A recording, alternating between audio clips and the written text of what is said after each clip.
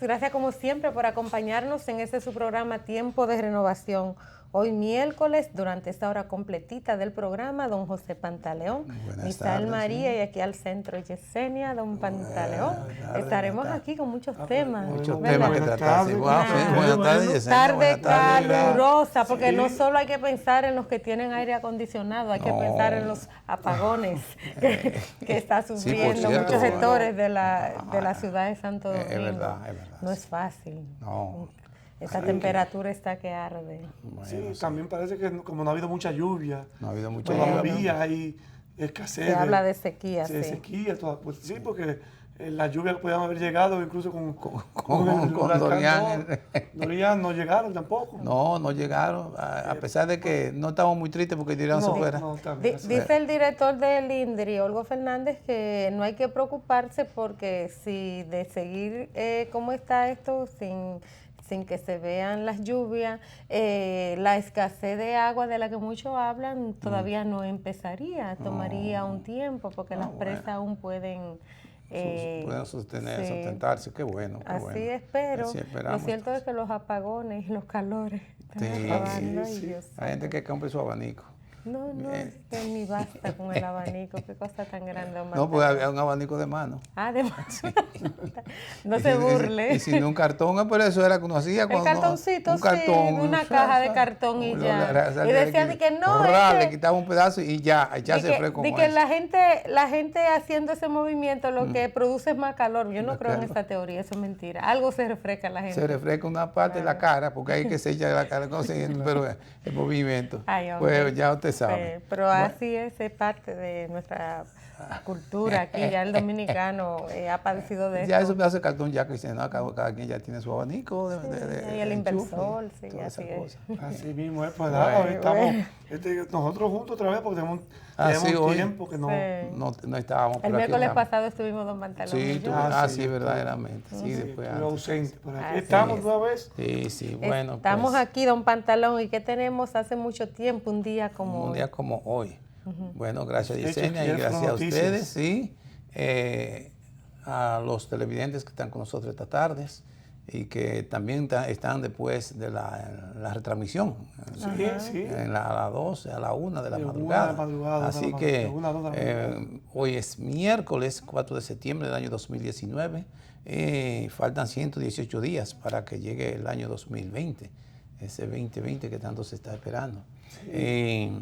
Hoy Día Internacional del Emigrante y también Día Internacional de Taekwondo. Pues no sé, pero pues, lo que yo sé del emigrante es interesante porque el emigrante es una de las figuras más, ¿qué te digo?, que más influye en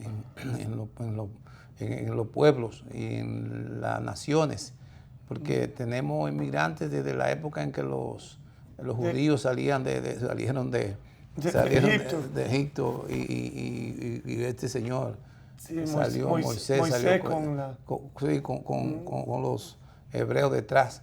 Entonces la inmigración ha sido una cosa terrible toda la vida y sufren. Y se puede hacer desde antes, quizás desde muchos miles de años más antes de eso también, porque desde que el hombre era nómada, puede decirse que es una forma de inmigración. Esa era precisamente el hombre y pudo trasladar su cultura tal vez no en esa época, pero sí sus hábitos de vida, su forma de llevarlo de un lugar a otro, e incluso poblar poblar la tierra. Esa gran población fue precisamente dado por esas grandes migraciones, buscando donde el hombre salía de un territorio a otro, buscando mejores condiciones naturales para su subsistencia. Y que no solo se daba hacia lugares extranjeros, también tierras extranjeras, también se daba dentro de... Claro. Bueno, es que ya no eran extranjeros, nadie era extranjero en parte. Bueno, porque nadie tenía nada. Ahí es que está el tema de la crisis de la migrante. Al no haber fronteras, como no había fronteras, la gente podía caminar para donde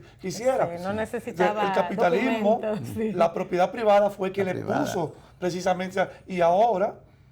Pues ya uno quizás haciéndose ese análisis, pedimos que hay una crisis de migrantes. ¿Cuál? Donde ya los migrantes no son bienvenidos en ninguna parte del mundo.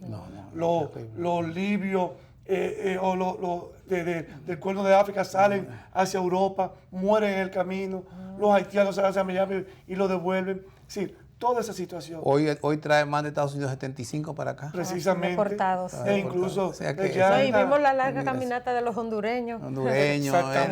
Que eso no que se ha todavía paralizado. están parados en México. O sea, no pueden O sea, devolverse porque ¿qué hacen ahora? Pues ya saben. No es fácil. Hoy en día tuvimos grandes inmigrantes, que le debemos mucho, como los españoles, los italianos llegaron en la Segunda Guerra Mundial. También.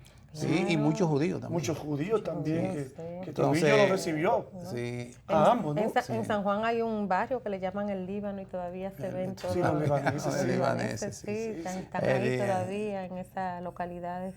Pues hoy día entonces, Día del Emigrante, pues ojalá algún día de la frontera desaparezcan y las condiciones que llevan a la migración también desaparezcan, porque es la única manera de que la desinmigración desaparezca, y es que las condiciones por las razones por las cuales migran sean, terminen en los pueblos. Tendrían que desaparecer con el capitalismo. Por lo menos.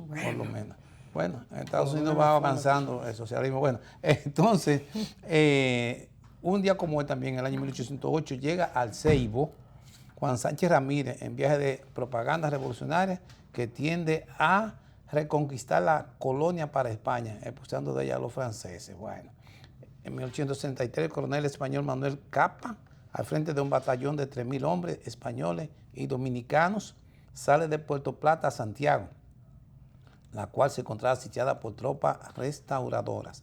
En 1884 el Congreso Nacional resuelve conceder amnistía a todos los dominicanos que por causa política se encuentran en el destierro. En 1963, el secretario de Estado, Diane Brooks, informa al embajador de Estados Unidos en el país, John B. Martin, sobre el intento de compra de aviones de confección británica, los Hawker, por parte de la Fuerza Aérea Dominicana, lo que afectaría a los intereses norteamericanos, y advierte que podría haber una posible corrupción de altos oficiales de esa área militar. Bueno, hace tiempo que Estados Unidos está de eso. En 1980, la empresa agroindustrial estadounidense Gulf and Western, establecida en la Romana, acuerda saldar la deuda de 39 millones de dólares que debía al Estado dominicano. En 1870, en Francia, es depuesto el emperador Napoleón III y se proclama la Tercera República. En 1970, el doctor Salvador Allende, candidato de la Unión Popular, obtiene la victoria por mayoría simple, 36.3% en la elección presidencial. En el 2005, Estados Unidos pide ayuda a la Unión Europea para lidiar con la crisis desatada por Katrina. Washington pide sábanas, equipos de primer auxilio, camiones, cisternas, agua potable y alimentos.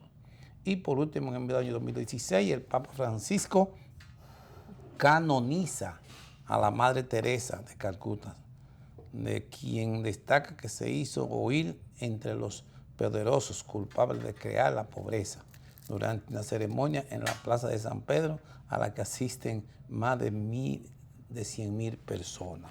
Bueno, causar la pobreza. Entonces, con este último hecho que ayer fue noticia, damos por terminadas las efemérides de hoy. Así es, don Pantaleón. Hay que hablar de un importante programa que ejecuta el gobierno de la República Dominicana, que es el de las famosas visitas sorpresas. Así es, que desde el 2000, se podría decir 13 más o menos, sí, el presidente Danilo Medina viene implementando cada fin de semana, cada domingo, en diferentes comunidades del país. Pues bien, el presidente Danilo Medina se reunió con el sector agropecuario para pasar balance de cómo el sector se ha ido desarrollando con esa inversión que ha hecho de más de 50.000 millones de pesos en 200 comunidades del país a través de este programa, tal y como decía. Este programa de alguna manera ha permitido que el sector agropecuario se dinamice. Ese fomento de la asociatividad, que era algo desconocido, porque los pequeños agricultores no podían desarrollar sus empresas, en este caso, porque se han ido formalizando, porque no tenían crédito, no tenían la solvencia para ellos poder desarrollar algún tipo de negocio a través del Banco Agrícola. Mira cómo se ha venido desarrollando y fomentando lo que es el sector agropecuario de nuestro país. Pues bien, en ese balance y las cifras, cuando uno la escucha, dice, pero eso es extraordinario, más de 65 mil millones de pesos a través del Banco Agrícola que han sido prestados, facilitados al sector agropecuario con bajas tasas de interés y facilidades también crediticias, porque ustedes saben que si usted va a un banco normal, la agricultura no tiene garantía, entonces el crédito para esos agricultores es como nulo, se podría decir, en lo que es la banca comercial en nuestro país. Pero dice, resalta la nota que a través del INAVIE también se han invertido más de 23 mil millones de pesos. Ustedes saben que con el almuerzo, el desayuno escolar, la merienda también, el sector agropecuario se le ha comprado más de 23 mil millones de pesos. Así es. También a través del Plan Social de la Presidencia, más de 3 mil millones de pesos, y los comedores económicos, más de 1.000 millones de pesos. Todo eso son producción local, no importada. Y eso es conforme también y dándole cumplimiento al decreto del presidente, que obliga a esas instituciones a comprarle todos esos productos que sean de producción nacional. Eso es sumamente importante. Estamos hablando de que todos los productores de productos agrícolas, pequeños agrícolas, apícolas, todos esos tipos de productos son comprados además de la nueva forma de la diversificación de la producción que no existía para los campesinos a través de los productores, a través de la asociatividad, como es, por ejemplo, cereales. ¿Quién pensaba que aquí se iba a hacer papilla, que se iba como están haciendo precisamente en el factor del agua? Una empresa que estaba cerrada hace más de 27 años, el presidente le prestó a esos pequeños productores de arroz, se hicieron una asociación y se prestó y fue reinaugurada esa empresa impuesta, esa fábrica, y ahora mismo están haciendo pan de arroz, papilla, como tú dices, hojuelas también de arroz, y son vendidas y compradas por el bienestar estudiantil y por el desarrollo escolar. Claro, porque aquí se produce arroz, no trigo. Entonces, eso es importantísimo. Y harina, así es. Porque esto también ha permitido que la empleomanía de alguna manera se destaque con este sector agropecuario. Se dice que más de 200.000 empleos se han creado con lo que son estas visitas sorpresas. Y trascendental es que el consumo de lo que son el consumo nacional, el país tiene la capacidad de abastecer el 85%, o sea, hay seguridad alimentaria en este caso. Sí, casi tiene soberanía total alimentaria. Se aspira que sería pero, estamos hablando de que casi un 10, hay seguridad. No, pero un 10, un 15% es soberanía completa, total, alimentaria. Es decir, que todo lo que se puede consumir aquí se produce en el país. Eso es sumamente importantísimo. O sea que no habría escasez ni se padecería hambruna. Hay muchos que dicen, no, porque eso de eliminación de la pobreza es mentira. Eso está en los números, en las estadísticas, pero se percibe. ¿Cuántas personas hay padeciendo hambruna en este país? Hay datos que no son simplemente del gobierno o del Banco Central, sino de instituciones como el PNUD, el PMA, la FAO, todos organismos internacionales, incluyendo el Fondo Monetario Internacional, que se ha determinado con datos específicos y cifras concretas de que efectivamente, como se encontró en el país, o como lo dejó el gobierno del PRM, PRD-PRM, en ese momento Hipólito Mejía, con casi un 45% de pobreza y casi un 16, un 17% de pobreza extrema. Y con los bancos quebrados. Y hoy el país exhibe menos de un 9% de pobreza actual. Exacto, no, de pobreza general. De pobreza general. La extrema es menos de un 2%, menos de un 3% en la actualidad. Estamos hablando que el gobierno cuando recibió el gobierno Danilo Medina en el 2012, lo recibió del presidente Leonel Fernández, había un 24%, 25% de hambre en el país y lo se deja actualmente en menos de un 7%, menos de un 8% va a dejar en el año que viene, en la proyección. Y menos de un 3% en la pobreza extrema. Sí. Eso es realmente interesante porque a medida de que un país puede producir lo que consume, claro, y a esa misma medida va el progreso. Y tú tocaste algo interesante también, que es que el Fondo Monetario aquí ha reconocido el crecimiento de la República Dominicana. Y fíjate la diferencia y la situación que está viviendo Argentina en este momento. Solamente por haber ido al Fondo Monetario y tomar tanto dinero y ahora todo ese dinero lo está perdiendo en baja del valor y depreciación de la moneda. Hay una situación... Y por consiguiente la calidad de vida del ser humano. Hay una situación, han vuelto a la fila, a los corralitos. Es una situación increíble que este señor, que no tiene 4 años todavía, en 3 años y pico, destruyó una economía, destruyó todo. Los pueblos se equivocan algunas veces cuando son mal orientados.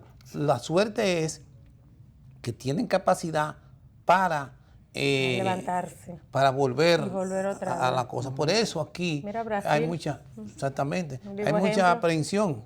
Y así nos lo da una persona. Dice, yo lo que temo es que aquí, como vamos para unas elecciones, y la persona que ha sostenido y ha dirigido este proceso de la República Dominicana en relación especialmente a la cuestión de la educación y el diseño escolar, eso desaparezca. Ese es el temor de muchas personas. Que la conquista desaparezca. Que no sean permanentes. Sí. Porque nadie, por ejemplo, ahí están los candidatos. Muchos dicen que sí, que mantendrán eso, y lo dicen, me parece, de corazón. Pero hay otros candidatos que actualmente que son los posibles ganadores, porque los que van a ganar las elecciones son los del PLD. Claro. Porque las condiciones en que el partido del PLD está es para ganar elecciones. Entonces, es necesario que esos candidatos hablen, por lo menos, de mantener esa conquista sociales que se han hecho. Entonces, eso en vez de producir muy buenas acciones, produce desesperanza. Sí. Porque si un candidato que tiene posibilidad de ganar ni habla, ni propone, ni dice nada, entonces es lamentable. Y el pueblo dominicano es muy inteligente y observa eso. Así mismo. Así es, don Pantalón. Usted está hablando de los candidatos, en este caso, y se refiere al Partido de la Liberación Dominicana, donde en el día de hoy creo que finalizan unas encuestas que se están realizando para determinar cuál sería el precandidato, en este caso, de los que se estaban midiendo, 4 encuestadoras creo que eran. Estamos hablando de Gonzalo Castillo, estamos hablando de Francisco Domínguez Brito, Andrés Navarro, Temístocles Montaz y Radamés Segura. Marisa Hernández también seguía. Alguien me dijo que había renunciado, pero yo no. Sí, yo creo que sí, que habló algo de eso ella. Que la midieran porque ella iba a seguir como quiera. Bueno, que ella iba a seguir, aún la midieran. Aún la midieran, es el derecho que tiene. Ella, tal vez por la cuota de la mujer, quisiera ella mantenerse dentro de pero la cuota de la mujer no se puede aplicar en la presidencia. En la presidencia, ella, si pasa, pasa. Si cuando vaya al proceso de votación el 6 de octubre, ella resultara, pasara. Tal vez quisiera ella que la consideraran como vicepresidenta, pudiera ser el caso, atendiendo a que hay una vicepresidenta desde hace 8 años, o sea, casi 8 años. Pues el caso es que esos precandidatos, de alguna manera, su discurso ha ido en sintonía con lo que se está haciendo ahora, todos los programas que mantiene el actual gobierno. Si escuchamos a Gonzalo Castillo, dice que continuará con lo que es la revolución educativa, que todo lo contrario, que en términos términos de seguridad, de revolución educativa, mejorar lo que haya que mejorar y mantener la conquista que el pueblo dominicano ha logrado. Así es, si escuchamos a Andrés Navarro, habla de 7 pilares y cuando uno oye su discurso, uno ve que es el programa mejor articulado que tiene cualquiera de los precandidatos, incluyendo a Leonel Fernández. Sí. Cuando uno escucha a Fernández no tiene ninguno. No quiere escucharlo. Porque así eso es importante. Porque el debate sería interesantísimo. Porque eso sería porque realmente eso primero es un aporte incluso hasta pedagógico. Claro. Para el pueblo dominicano, que lo que uno quiere siempre es elevar la conciencia política del pueblo. Y cuando tú escuchas, por ejemplo, y para cuando tú escuchas a Leonel Fernández hablar de un tema, uno quisiera escucharlo, decir, mire, yo voy a hacer tales cosas concretas. En educación voy a hacer esto, en obra pública voy a hacer esto, en seguridad ciudadana voy a hacer tal cosa, en salud voy a hacer esto. Pero no, se basa simplemente en conceptos abstractos. Claro, subjetivos, que hay que volver al dominicano a soñar, que la esperanza, que retomar la tranquilidad. Sí, está bien, pero ¿con qué se come eso? Como diríamos los dominicanos. Entonces, es importante, como lo dice Domínguez Brito, bueno, yo voy a hacer tal cual cosa. De la educación. O lo dijo Gonzalo Castillo, que dice, bueno, yo tengo 5 ejes fundamentales, perdón, un sexto. Son 4 que dice el gobierno que tiene, él tiene 6 ejes fundamentales, que le puso en este caso turismo y juventud.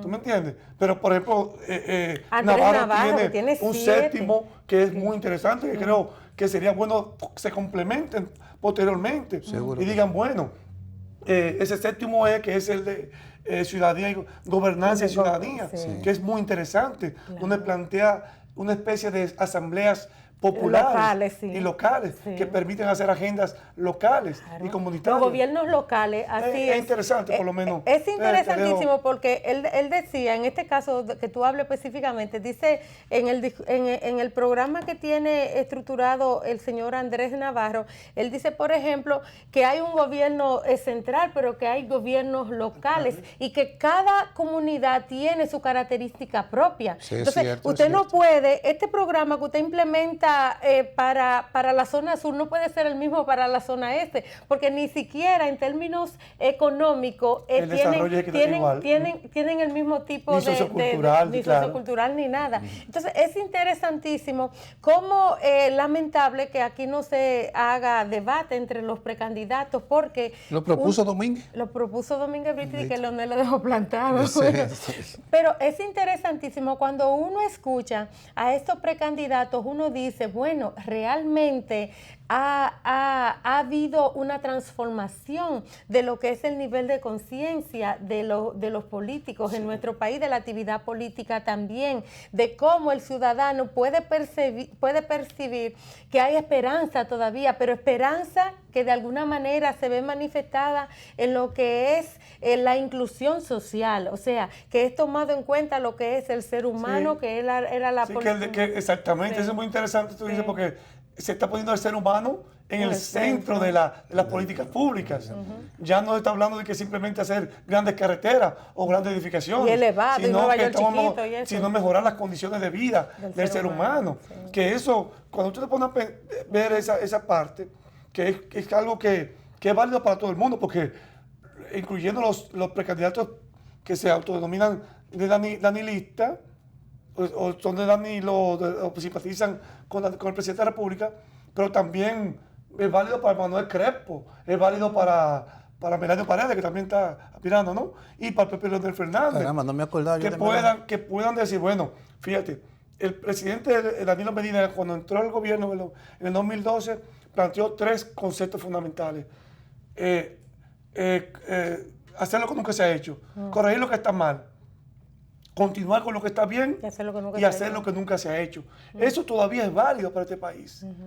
Porque todavía hay cosas que precisamente este gobierno de Danilo Medina, que por eso es que tiene tan alto nivel de popularidad, a mi entender, es precisamente porque todavía no ha agotado su condición. El pueblo dominicano todavía lo ve que es un presidente que puede dar más, que es un gobierno que todavía puede dar mucho más, que todavía no ha agotado su condición. Entonces, estos precandidatos pueden decir eso mismo. Vamos todavía a corregir lo que puede estar mal y a seguir y a continuar con todo lo que está bien. ¿Qué es lo que está bien? La tanda extendida está bien, hay que continuar con la tanda extendida. Fortalecerla. Por ejemplo, Domínguez Brito dice que él en la tanda extendida lo quería que la tarde la cogería para el ejercicio y el fortalecimiento y desarrollo de las artes. De las artes y de la ciencia, quizás. Porque las artes y parte de la, pero sobre todo de las por artes y la ejemplo, ciencia. Andrés Navarro dice que todos los liceos lo convertiría en politécnico y que inició eso cuando era ministro de Educación, porque él dice que en este país donde hay economía de servicio, la mano de obra tecnificada, que es una de las debilidades que tienen las personas en nuestro país para tener un empleo remunerado de alguna manera o ser competitivo con países de América Latina, es importantísimo. No hay que tener una licenciatura para hacer un oficio. ¿Tú me entiendes? Sino saber un oficio, conocer un oficio, aprender un oficio. Y eso es importantísimo, porque ¿para qué tantos licenciados, cuántos abogados, cuántos mercadólogos, cuántos publicistas, si no pueden... Y se abre un nicho de mercado distinto a eso, y eso es interesante, porque las economías globales van precisamente a eso. Y eso ayuda al emprendedurismo también, que de alguna manera la gente, si usted sabe un oficio, si usted sabe artesanía, si usted sabe repostería, si usted sabe computadora, si usted habla inglés, usted puede desarrollar su propio negocio y no ser empleado simplemente. Y además, por ejemplo, esa cuestión de los técnicos, como la mayoría de las empresas grandes trabajan en serie, el técnico tiene que parte de esa forma en que se produce en línea para trabajar como técnico en eso. Porque en verdad, la mano de obra se encarece y puede haber salario digno cuando es especializada, tiene algún grado de especialización. Y eso de los... que se ha estado un poco atrasado, no se ha desarrollado lo suficiente, los politécnicos, porque ocurre que la mayoría está en manos de la iglesia y parte de la policía, el ejército, las escuelas militares, tienen técnicos, politécnicos, hay algunas escuelas de excelencia, que son precisamente modelos, o escuelas modelos dicen que ya son a mitad, precisamente no son solamente por la Fuerza Armada o por las iglesias. Que eso sería interesante, que aunque yo iría un poquito mucho más allá también después con el tema de los politécnicos, que deben de ser, yo diría que hay centros educativos que deben ser sectorizados. Sectorizados por regiones. Por región, por la actividad económica de la región, y por el tipo de oficio. Es decir, si nosotros podemos poner a nivel nacional hay 7.000 centros educativos, se podría decir, bueno, vamos a poner 500, 600 a nivel nacional que sean únicos de artes, especialidad en artes, de servicio, especialidad en hotelería y cosas así, otro en lenguas, y puedan sectorizarse, digamos, que queden, por ejemplo, en Bonao, en Cotuí. En Cotuí hacen mucha artesanía. Pueden haber 5, 6, 7, transformarlo. 8 o 7 o dos tantos centros educativos allá dedicados simplemente a las artes. Otro a la joyería. Y todos se dedican, y el que quiere estudiar, eso entra a esos. En la zona turismo. En el sur, el sector, la parte agropecuaria también. Entonces ustedes han dicho que los candidatos ahora mismo que se identifican con Danilo, o sea, de los candidatos que están ahora mismo, han planteado darle continuidad a ciertas cosas que son provechosas para el pueblo dominicano. Entonces, el candidato que tiene, que es Leonel Fernández, no sabemos, bueno, habló ayer en Bonao. En Bonao dijo algo, sí. Dijo algo pero habló de la esperanza y de que se han incluido nuevamente los PLD. Y de los sueños. Y de los sueños. Va a replantear los sueños. Entonces, ese no es un programa. Los sueños. Ese no es un programa. Leonel tiene que decirle a la gente para que puedan volver a tomar una decisión que es lo que en verdad va a hacer. Porque si se ha alejado de Danilo, no puede alejarse de los triunfos, de los beneficios que el pueblo ha obtenido de este gobierno. Porque este gobierno sigue siendo el PLD. Tienen atributos. Y dice, bueno, este producto me sirve para estas cosas. Y yo lo uso siempre. Por ejemplo, Leonel Fernández ha sido, no es nuevo, no es sangre nueva. Es un hombre que tiene 3 periodos de gobierno. Dirá él, bueno, ya a mí me conocen. Sí, yo sabré, ya saben para qué yo doy. Yo no tengo que decir nada de lo que debo hacer, lo que no puedo hacer. No, porque hay cosas nuevas que él no hizo. Ahí está el asunto. Y entonces esas cosas nuevas son buenas para el país. Si ese producto es relanzado nueva vez para aspirar a 8 años, a 4 años más de gobierno, y posiblemente 8, decirme, bueno, yo soy nuevo, tengo una mejoría en esto, he mejorado mi condición en esto, tengo tales condiciones en tal forma. Mi gobierno no va a ser ocupado no solamente por todo el mundo, sino que el equipo que llevo es distinto y va a hacer tales cosas. Eso es importante. Él habla, por ejemplo, de inclusión de PLDistas en el gobierno. Parece que él ha recogido algunas quejas de compañeros PLDistas que se siente que han sido relegados. Pero si usted ve la línea gráfica de Leonel, ahí no aparece una estrellita por ningún lado. O sea, cuando me habla de que PLDistas se sienten abandonados, uno ve que él está alejado de lo que es el partido también. Entonces, es como que es un elemento nuevo. Vamos a ver ese tema cuando vengamos de la pausa. Está bien. Para decir porque es importante. Sí. Ese es un elemento. Vamos a la pausa, Sí.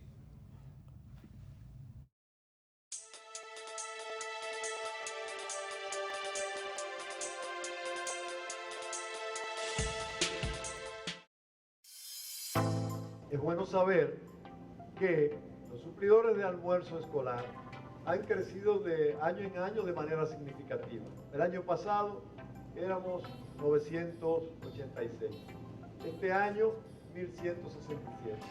Y ya estamos en el proceso de selección de los suplidores del próximo año escolar y estamos seguros que se va a alrededor de los 1350.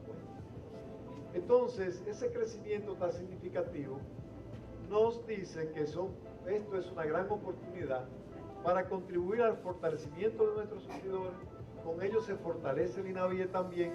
Contribuimos a seguir, a dar paso a una política de gobierno del fomento a las pymes y al mismo tiempo nos preparamos de cara a lo que viene ahora por venir, que es las compras locales conforme estableció el señor presidente de la República en el decreto reciente votado, y que nosotros estamos ya tenemos nuestro poder de instrucciones de conjuntamente con compras y contrataciones hacer las adecuaciones del lugar.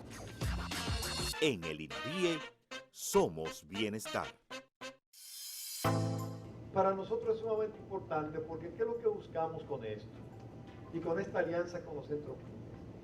Es apoyar a los suplidores para que sean mejores empresarios, tengan mayores capacidades para tramitar sus solicitudes de pago, sepan sacar mucho más ventaja a sus negocios, pudiendo establecer planes de negocio. Y de esa manera apoyamos a los suplidores, nos apoyamos nosotros, apoyamos al país y lo convertimos en gran medida a ustedes en agentes multiplicadores para que esto llegue a todo el universo de los suplidores de INAVIE. En el INAVIE somos bienestar.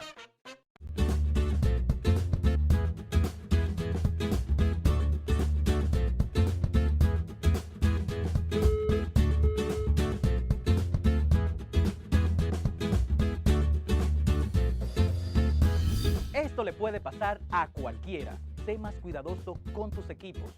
No los descuides ni los olvides.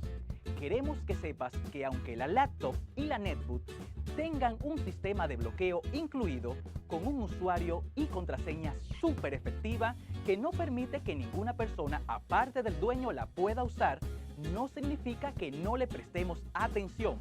Cuídalas, no las pierdas de vista.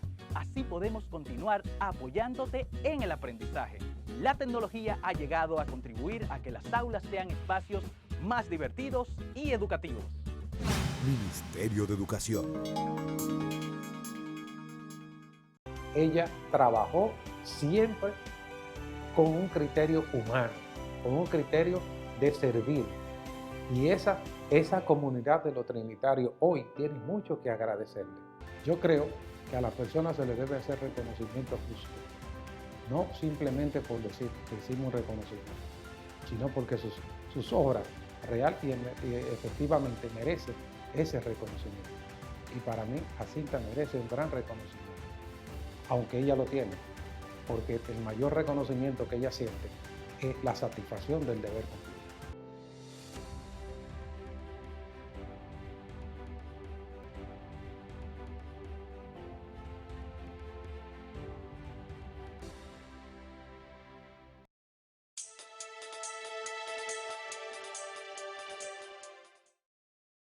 Continuando con el programa, don Pantaleón, y creo que nosotros tenemos que tocar por unos minutos esta situación que ha consternado a la sociedad dominicana en sentido general, que ha sido la muerte de Anibel González, en la cual fue asesinada por su ex esposo Yasmil Oscar Fernández hace unos días, el mismo que había sido puesto en libertad en febrero de este año, producto de un acuerdo que había llegado él con el Ministerio Público, a pesar de que el abogado y de que la ex esposa habían indicado al Ministerio Público que de dejarlo en libertad su vida corría peligro, del miedo que ella tenía de que él estuviera en la calle. Él se había comprometido a respetar una serie de reglas, a cumplirlas para su libertad, pero sucede que no pudo la justicia. O sea, ahí está lo que se temía. Estamos hablando de que la oposición de la fiscal, en ese caso, que era la que tenía el caso, estamos hablando de Luz Aurora Almonte, había expresado su desacuerdo cuando vio que en ese acuerdo que se especificaba una reducción de la pena, él había sido condenado a 5 años de prisión y se le redujo la sentencia. Ella había notificado tanto a la Procuraduría General de la República como a la unidad, a la Dirección de Violencia de Género y a la inspectoría también, al inspector general del Ministerio Público, al señor Bolívar Sánchez, que no estaba de acuerdo con la decisión a que habían llegado tantos jueces como el Ministerio Público de San Pedro de Macorís. Toda esa situación ha traído como consecuencia que se realizara una investigación y que los fiscales actuantes en este caso quedaran suspendidos mientras se verifique qué fue lo que sucedió para que ellos variaran la medida, sí. Que la sentencia, tanto los jueces como los fiscales, hayan podido variar la medida para que este señor, que se suicidó también después de cometer el hecho, haya quedado en libertad. Recordemos que en el 2017 él también fue apresado por haberle propinado 7 puñaladas. Sí, no murió de suerte. Así es, que a pesar de las 7 puñaladas y a pesar de esto también, tampoco se tipifica como un intento de asesinato. Ya las voces se están corriendo, se habla de que si hubo corrupción, de que si hubo soborno. Creemos que están muertos ahora. Que la justicia dominicana tiene tres niñas en este caso, ¿verdad? Huérfanas, lamentable, ella sabiendo que su vida corría peligro, porque ella mejor que nadie conocía los padecimientos de esta persona, que en más de una ocasión había externado que él se volvía loco, que él no sabía qué hacer, que él se transformaba cuando no la tenía o cuando no la veía. O sea, que era una persona enferma, que en vez del Ministerio Público llegar a un acuerdo, debió de alguna manera buscarle una solución psiquiátrica, en este caso, que no lo hizo. Entonces ya están las lamentaciones, ya lo que queda es que uno diga que ojalá la justicia dominicana esté para garantizarle la vida a las personas. Después de este hecho, otras personas han quitado vida a pareja. O sea, hay de alguna manera en este país que decirle a esta población, a las mujeres, a los hombres, a las personas, qué realmente es lo que está pasando, un diagnóstico. Tiene que haber un diagnóstico de qué es lo que está pasando para que se estén cometiendo tanto feminicidio, tanta violencia en este caso, que la sociedad dominicana de alguna manera pueda estar informada de que no solo ir y poner la querella, también qué soluciones buscarle, qué remedio en este caso, porque se ha comprobado que la mujer denuncia por miedo, quita la querella por amenaza, o denuncia y somete, pero cuando el agresor sale, también sigue cometiendo el hecho, pero también se suicida. O sea, al agresor no le importa que su propio hijo quede huérfano o asesinar a su propio vástago, en este caso, que lo han hecho algunos. Le quita la vida a un niño cuando el dominicano era una persona amorosa, muy apegado a la familia. Entonces, algo está pasando que parece que la justicia dominicana, que parece que la sociedad de psiquiatría o salud pública, o quien esté encargado, no le ha informado bien a la población de cómo... Es que no han descubierto lo que es. No, pero tienen estadísticas. Hay un mapeo, debe haber un mapeo. Está la estadística, están los números, está todo. Pero ¿qué ocurre? Que es un problema de carácter emocional. Emocional, o sea que es una reacción emocional. Porque fíjense lo que dice el tipo. Sí. Dice, no puedo, el tipo dice, no puedo quitarme de mi mente el cuerpo de esa mujer. La veo a todas horas, esté despierto o durmiendo. Sí. Llegó a confiarle esto a un amigo, Yamil Fernández Esteves, el empresario, dice, no podía vivir. Sí, pero no lo sabían los jueces, no lo sabían los fiscales, que él tenía ese trastorno, que tenía esa obsesión. Él no se lo manifestó a ellos. Ahora, ya lo habían condenado. Ya lo habían condenado a él, porque él mata y se mata, era verdad que tenía obsesión, pero esa obsesión es de carácter... Porque en este caso, interna. En este caso, entonces debe los familiares, digo yo, los familiares, la gente, porque eso se da en un círculo muy estrecho. Pero ella también había denunciado. En este caso, ella además denunciado sino que ya la había sido agredida. Ya había sido agredida. En una forma para matar. Lo que hablan precisamente en términos los abogados y los especialistas y los conocedores de estos casos, es que aunque se haya llegado a un acuerdo, incluso la propia víctima había querido llegar a un acuerdo, aunque ella fuera precisamente a firmar de ese acuerdo para sacarlo de la cárcel, el fiscal actuante y en este caso el procurador también, el juez actuante no debió permitir. Claro, ¿por qué? Porque había un tema de que tenía que seguir adelante porque ya era un problema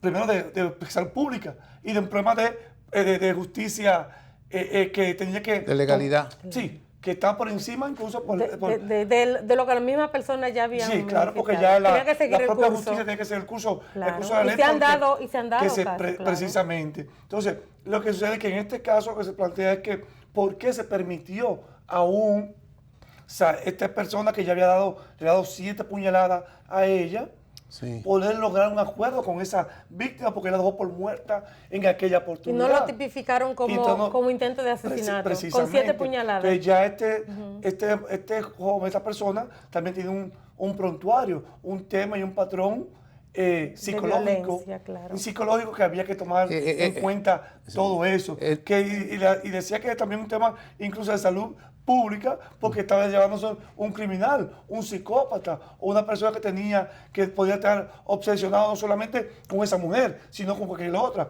o con un hombre. Puede ser, porque no solamente por un asunto de que sea su mujer, sino un caso de que pueda decir, bueno, este tipo yo lo quiero matar, porque puede ser un hombre también. Pero también porque él veía hombres alrededor de ella, podía haber matado también, ¿no? Puede verse muchísimos casos en base a esto. Entonces, aquí creo que hay un tema también que tiene que ver con los mecanismos de la propia justicia. Pero te voy a decir... ¿Por qué la justicia no tiene que existe creo que existe una tratamiento especial, jurisdicción especial para eso. Pero el seguimiento. Pero ya estaba preso. El seguimiento de estos casos. Estaba preso. Ya tenía 2 años y pico preso. Sí, pero posterior a la salida y al acuerdo, la justicia no le da seguimiento para investigar si él estaba cumpliendo con el acuerdo, a pesar de que ella había denunciado que él no estaba cumpliendo con el acuerdo. Después que lo pusieron fuera. Claro, ella denunció y había mensajes de voz y todo. Visitas periódicas, tenía visita periódica al y no podía acercarse a ella y él incumplía todos esos acuerdos. Realmente parece que hay un fallo que es un problema de prevención. Sí. De prevención. Ahí es que está el asunto. Es un problema de seguimiento en el Estado Dominicano, como es todo en este país, como era cultura que se daba incluso hasta en las obras públicas. Aquí decía todo el mundo, bueno, se hace un puente y mañana se cae. Sí. Porque no había seguimiento, no había fiscalización. Y pasa en este caso con la justicia. No se da seguimiento. Ahora, una pregunta que yo quisiera hacer, o voy a hacer, es, si a él lo dejan preso durante los 3 años que podía tener. No, 1 año y medio. Sí, pero que lo hubiesen durado, lo habían dejado hasta los 3. Y la justicia cumple con lo que es y no llegan a acuerdo. Lo dejan, eran 5, pero él podía salir a los 2 y medio. Porque la justicia le permite eso. Entonces, aunque en esos casos me parece que hay problemas. ¿Creen ustedes que él, con esa obsesión que tenía, no hubiese matado después de los cumplidos 3 años? También. Mataba también. No, también. Entonces, lo que usted dice ahorita, de que las razones tienen cierto grado de profundidad, que debe de tratar de investigarse, ver qué es lo que ocurre. Es multifactorial, definitivamente. Sí. Entonces, la parte de justicia tiene que ser fundamental. Entonces, podía matar. La parte coercitiva. Después de esos 3 años. Ahora. Podía matar después de los 4 años también. Porque la obsesión es un grado de locura.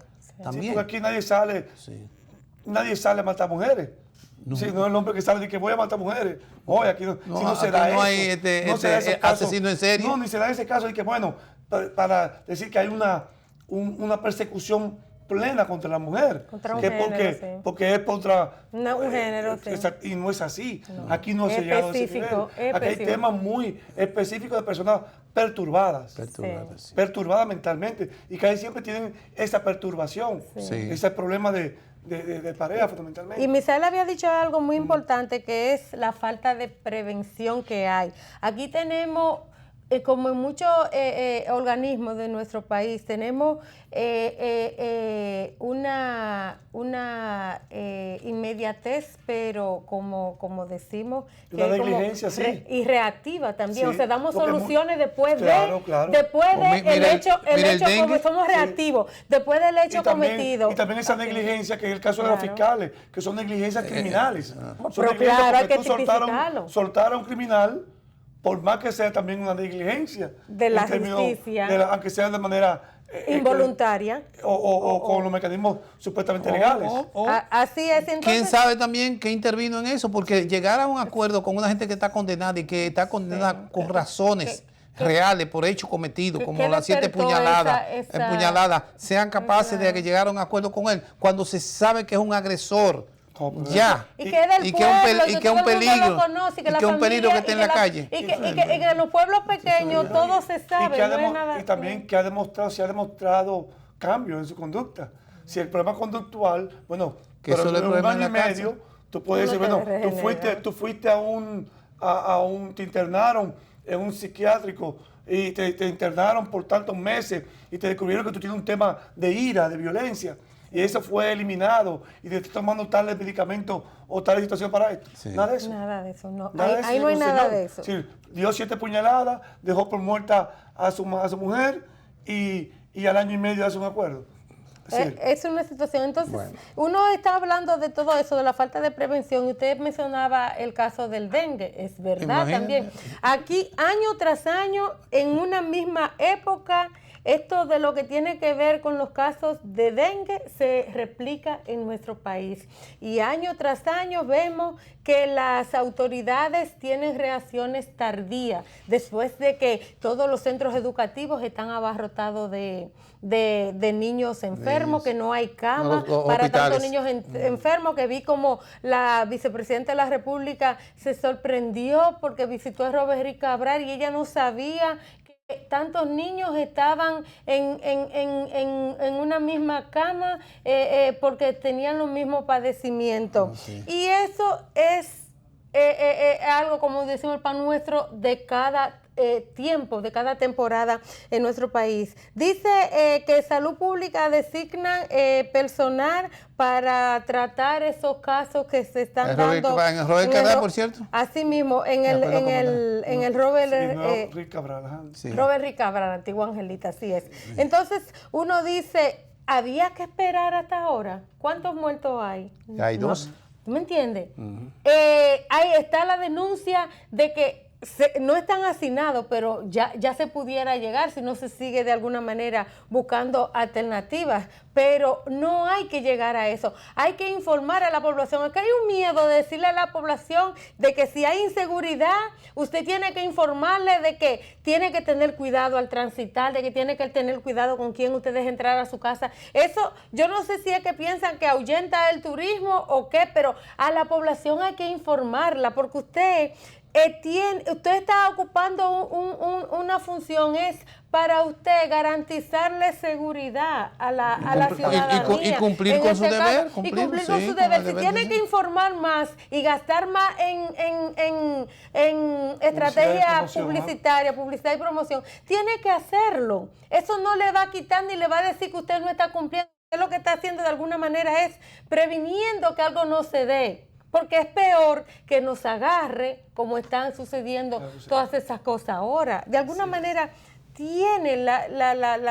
los funcionarios tienen que estar en lo que para lo que ponen, por ejemplo, mire, el asunto. Aquí ahora es cíclico eso. La muerte es de personas que ya han delinquido, que tienen un prontuario de delincuencia y de agresividad. La cuestión del dengue, pero también estamos en el problema de la seguridad. En este momento, no hay alarma de inseguridad. No se ha medido la inseguridad. Decir, bueno, se está hablando de inseguridad, los candidatos, habla Abinader, que siempre está con una alarma fuera de control. Entonces, sin embargo, la inseguridad en el país, después que es como algo como cíclico. Sí. Y que hay que ver qué ha ocurrido para que bajara. Para que baje. ¿Te acuerdas? Lo que se hizo fue enviar a la calle patrulla mixta, sí. Patrulla mixta. Ahora, esa patrulla mixta que se mandó a la calle, su presencia solo permitió que descendiera, bajara. Ahora, no se ha dicho en cuánto bajó, ni cuánto bajó la tasa. No. ¿Por qué? Ni tampoco esos crímenes. Ni en los lugares donde ocurría. Esos grandes crímenes que salían, que mataron una, que atracaron aquello. Entonces, ejemplo, la situación de la situación de la inseguridad está bajando. Ahora, aquí, de repente, se presentan cuando no hay esa situación de inseguridad, pero se presentan los casos, o sea, se aumentan el sentido de los casos como lo del abusador. Sí. Aquí se ha dicho que esto era una cosa enorme, una cosa grande, pero en verdad la sociedad misma ni lo ha sentido, ni se da cuenta qué es lo que está pasando. Eso está entre la DEA americana y la... Porque usted sabe qué es lo que pasa. Entonces, que esto del narcotráfico es algo de doble moral, don Pantaleón. Porque ¿qué hace el narcotráfico? Bueno, mucha inversión. Daña juventud, daña personas porque lo lleva a vicios que le dañan su salud, pero en términos económicos y monetarios, ¿qué hace en los países? Bueno, genera ingresos, que es diferente a los ladrones de los bancos. Porque ¿qué hacen los ladrones de los bancos? Dañan al ciudadano con su economía y con sus ahorros. Pero ocurre que llevan... Esa es la realidad, es un asunto de doble moral realmente. Pero la situación esa del abusador lo convirtieron como en un problema enorme, en algo para complicar a todo el mundo y una situación grandísima. Sin embargo, tienen una cantidad de personas agarradas y lo que expone el señor, lo pone la DEA para llevarse a la gente fuera del país, es que era de 1 kilo de cocaína y de que 4 o 5. Pero ya. Yo no entiendo. Bueno, y ahí llega, ya no tenemos tiempo para más, hay que seguir ya con estos temas porque se siguen reproduciendo también. El viernes estaremos aquí. Así es. A ustedes, como siempre, las gracias por acompañarnos durante esta hora completita de programa. Don José Pantaleón, Misael María y Yesenia Castillo, les deseamos, pasen feliz resto de la tarde, sigan con Teleimpacto, que viene Manuel Fermín con Al Final de la Tarde. No se olviden sintonizarnos a la 1 de la madrugada. Exactamente, 1. Bye. Gracias.